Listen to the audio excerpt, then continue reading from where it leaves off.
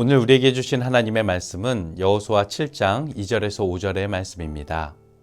여호수아가 여리고에서 사람을 베델 동쪽 베다원 곁에 있는 아이로 보내며 그들에게 말하여 이르되 올라가서 그 땅을 정탐하라 하매 그 사람들이 올라가서 아이를 정탐하고 여호수아에게로 돌아와 그에게 이르되 백성을 다 올라가게 하지 말고 2-3천 명만 올라가서 아이를 치게 하소서.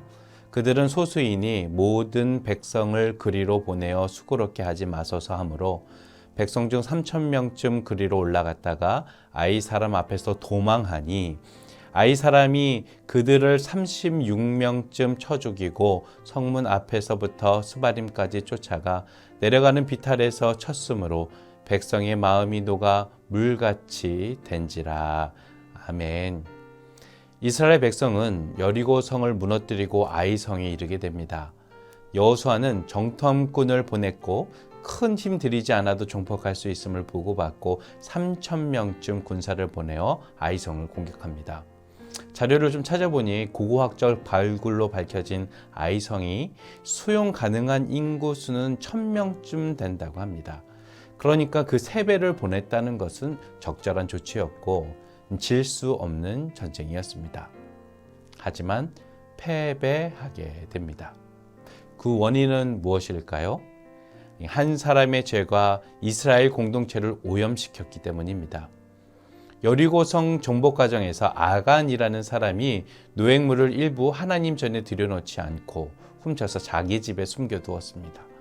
여호수아 6장 18절에서 전쟁이 시작되면 노획물을 모두를 하나님의 전에 바쳐야 했고 그러지 않으면 이스라엘의 고통으로 이어진다고 여호수아가 그렇게 경고를 했는데 최악의 결과가 나타나게 된 것입니다. 이스라엘의 전쟁은 하나님께서 이끄시는 전쟁이었습니다. 여호와 하나님의 지휘 아래서 하나님의 뜻대로 거룩하게 전쟁을 치르고 있었습니다. 그러니까 이스라엘 공동체는 하나님의 일을 하는 사람이라는 것입니다. 하나님의 일을 하는 사람이라면 거룩해야 합니다. 그래서 온 공동체가 하나님 앞에 경건해야 합니다. 그런데 이 아간이라는 사람이 탐욕에 빠져서 죄를 짓게 됩니다. 익숙해졌다고. 하나님께서 설마 아시겠어? 많은 물건 중에 내가 갖고 있다고 표시가 나겠어? 완전 범죄로 끝날 것이라고 생각했지만 이 과정을 바라보시는 하나님께서는 거룩하지 못한 이 아간과 공동체를 보시며 아이성 전투의 패배라는 쓴맛을 경험하게 만드십니다. 그래서 아간은 어떻게 되었을까요? 아골 골짜기로 데려가서 돌 맞아 죽었습니다. 죄의 최후는 아골 골짜기입니다. 즉 죽음입니다. 하지만 십자가에 달려 돌아가신 하나님의 사랑과 부활의 은총으로 우리는 구원을 받았습니다.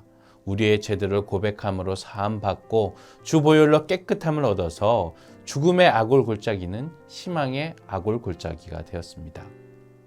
찬송가 323장에 보면 2절 가사에 아골 골짜 빈들에도 복음 들고 가오리다 고백하고 있습니다. 우리는 이 찬송을 부를 때마다 복음 들고 가야 할 곳이 어디인가 되새기게 됩니다.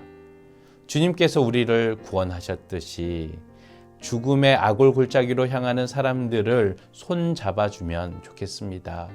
하나님 앞에서 범죄하고 탐욕의 걸음을 걷고 있는 그곳에 복음 들고 나아갔으면 좋겠습니다. 사랑을 받았기 때문에 그 사랑을 위해 아낌없이 순종하고 부르심에 순종하며 나아가는 저와 여러분들 되었으면 좋겠습니다. 기도하겠습니다. 사랑의 하나님, 하나님으로부터 멀어지고 망각하고 죄악에 물들지 않도록 인도하여 주시고 저희들을 정결케 하여 주옵소서. 고통의 아골 골짜기를 희망의 아골 골짜기로 변하게 하는 사역에 저희를 사용하여 주옵소서. 예수님의 이름으로 기도드립니다. 아멘.